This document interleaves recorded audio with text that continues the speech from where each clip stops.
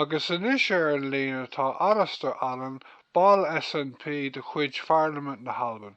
Alasdair fáilte rascuidí an clár? Labhair Darren agus bhaineann.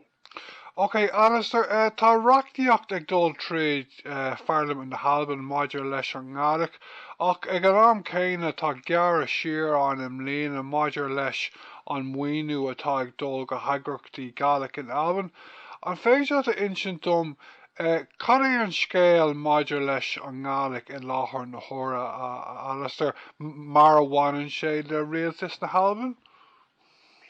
Well, an darút dahart mar a hasise gra so bí luganúre well bí lugúre dal trá Pàrlamaid na hAlba míon cáirichen an Canan agus gosáiriste ar san Gaeilge an hAlba.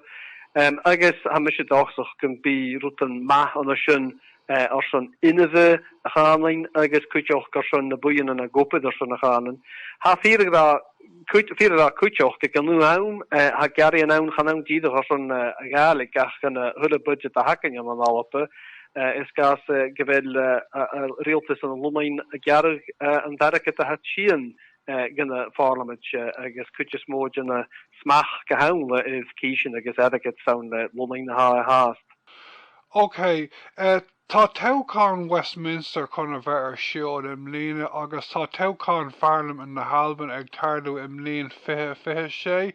An féidir a rálum cá cheasan dar leat ceis neamhsplachas in Alban a mochan seo Alasdair agus a insin dom an bhfuil tú agus do feartaí muíneach ó thaobh na toghcháin atá le teacht mbliana agus sa bhliain fiche sé? Mis go dachach ha an SNP in party ha taichte new éisiach Gaeilge ha sin an sa Rialtas agus ha sin de bhíon sa Rialtas an hAlba san 6 blina díag.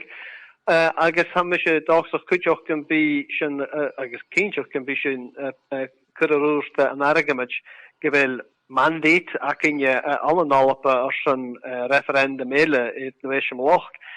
Geda ha Rialtas an Lumain na gra mar a hat gra fat na tíide nach gan be vito achgessen de husper.